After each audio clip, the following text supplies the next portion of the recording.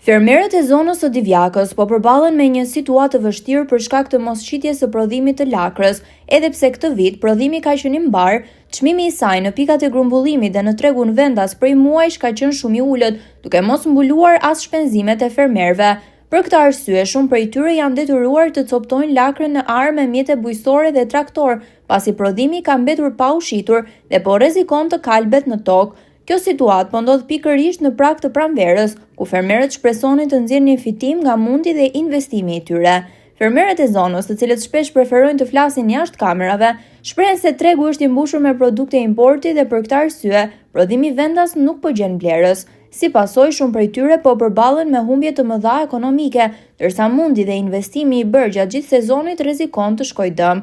Fermerët kërkojnë më shumë vëmendje dhe mbështetje për bujqësinë vendase, në mënyrë që produktet e tyre të mos mbeten në arë dhe të mos humbas puna dhe investimi i tyre për shkak të konkurrencës nga importi.